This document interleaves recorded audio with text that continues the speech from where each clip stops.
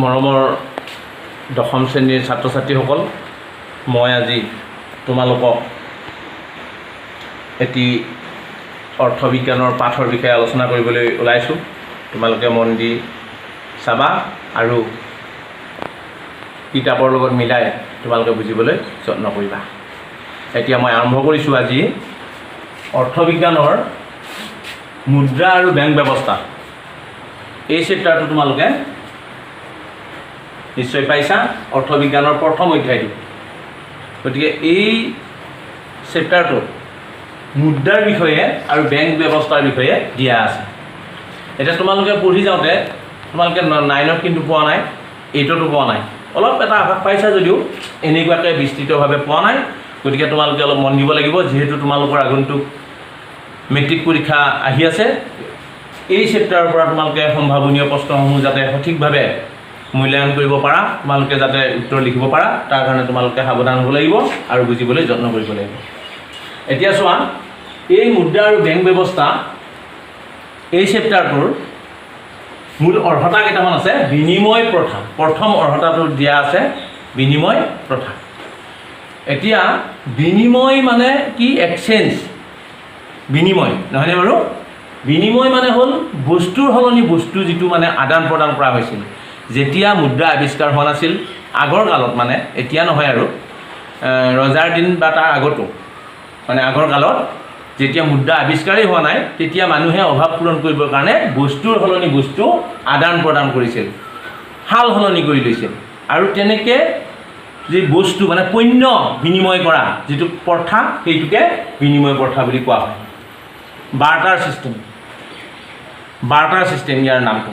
এতিয়া এই বিনিময় প্ৰথা বহুদিন ধৰি চলিল, কিন্তু সভ্যতাৰ প্ৰগতিৰ লগে লগে যিটো অভাৱ, যাৰ যিটো অসুবিধা, এইটো মানুহে উপলব্ধি কৰিলে আৰু পিছত গৈ তাৰমানে কি হ'ল, মুদ্ৰাৰ আৱিষ্কাৰ হ'বলৈ ধৰিলে।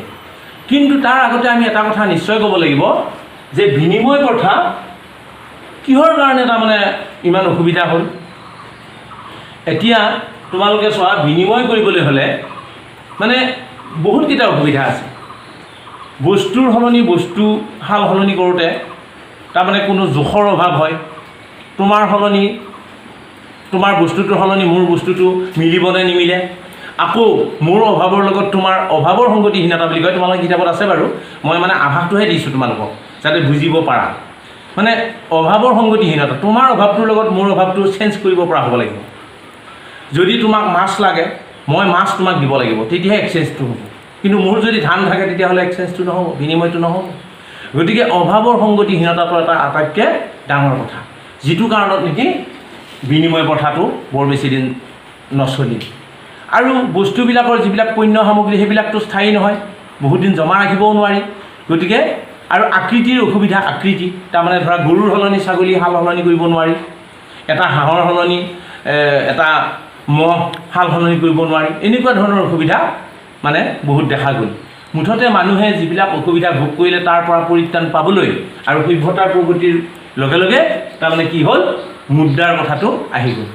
এতিয়া কথা হৈছে, এই মুদ্ৰাৰ যিটো ক্ৰম বিকাশ, মুদ্ৰা আৰম্ভ হ'ল সঁচা, কিন্তু মুদ্ৰাৰ ক্ৰম বিকাশ বুলি কওঁতে তোমালোকে এটা কথা ক'ব লাগিব যে মুদ্ৰা একেদিনাই আমাৰ আজি যি 100 টকীয়া নোট, যে এই যে ধাতুৰ মুদ্ৰা, এইবিলাক একেদিনাই কেতিয়াও আৱিষ্কাৰ হোৱা নাই বা উদ্ভাৱন হোৱা নাই।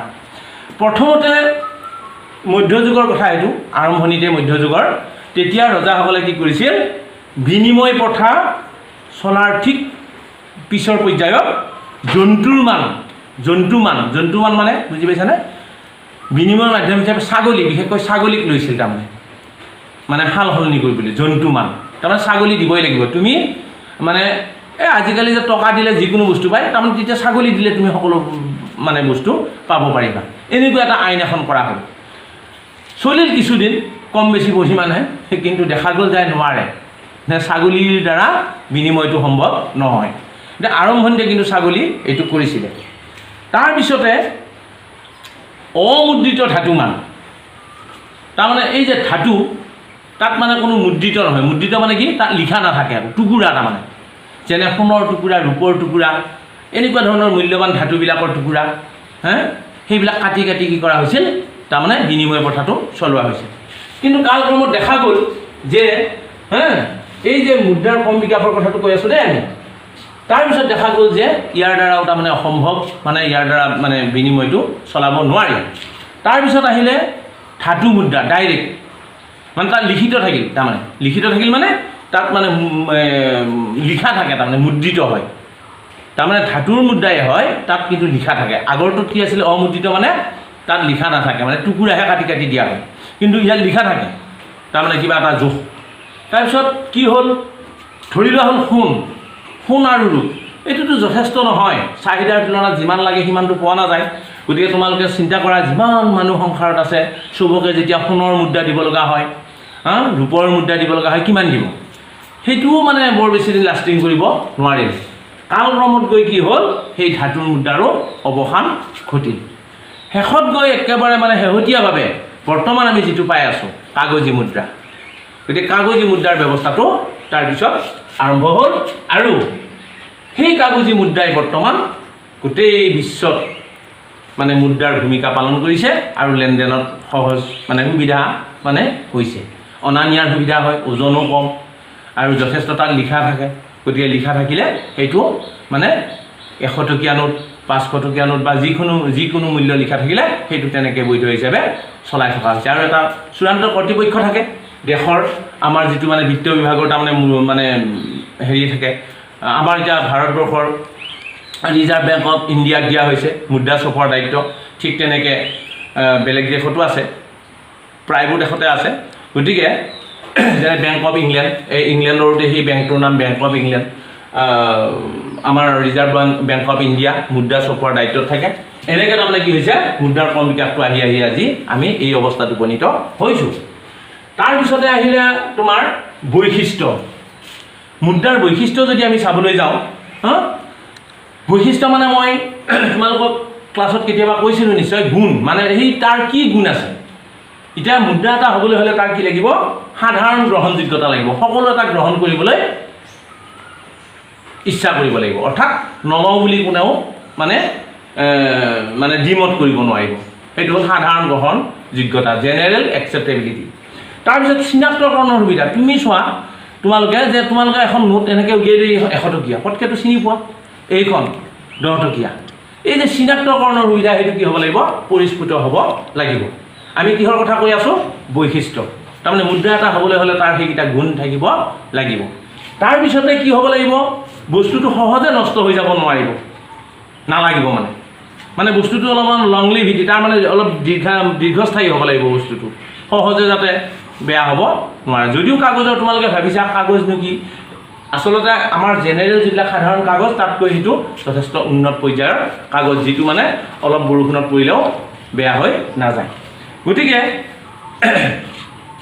ইয়াৰ উপৰি আৰু কিছুমান গুণ আছে তাৰল্য গুণ বুলি কয় তাৰল্য গুণ তোমালোকে তাৰল্য গুণটো এইটো কিন্তু অতি ইম্পৰ্টেণ্ট চবেই ইম্পৰ্টেণ্ট কিন্তু হ'লেও তাৰল্য গুণটো কিন্তু বহুত ছাত্ৰ ছাত্ৰীয়ে বুজিবলৈ অলপ অসুবিধা হয় তাৰল্য গুণ মানে কি ক'ব কাৰণে তুমি এটা পইচা লৈ বজাৰলৈ গ'লে যিকোনো বস্তু তুমি এক্সচেঞ্জ কৰিব পাৰা সেইটোৱে হ'ল তাৰল্য গুণ তাৰমানে তোমাৰ পইচাটো তুমি এটা চোলা এটা কিনা তুমি চব্জি কিনা তুমি কিবা প্ৰসাধনৰ সামগ্ৰী কিনা তুমি এটা ঘড়ী কিনা এটা কলম কিনা যিকোনো বস্তু লৈ কি কৰিব পাৰি মানে মুদ্ৰা চেঞ্জ কৰিব পাৰি সেইটোৱে হ'ল তাৰল্য গুণ মানে তৰলতা মানে যলৈ ইচ্ছা তলৈ আমি কি কৰিব পাৰোঁ ৰূপান্তৰ কৰিব পাৰোঁ এইবিলাক হ'ল কি মুদ্ৰাৰ বৈশিষ্ট্য গতিকে এই বৈশিষ্ট্যবিলাক মুদ্ৰাৰ থকা বাবে বা আছে কাৰণে আমি মুদ্ৰা হিচাপে এটা চলাব পাৰিছোঁ বা চলি আছে এতিয়া আমি ইয়াৰ পিছৰ আৰু এটা কথা কৈছোঁ যে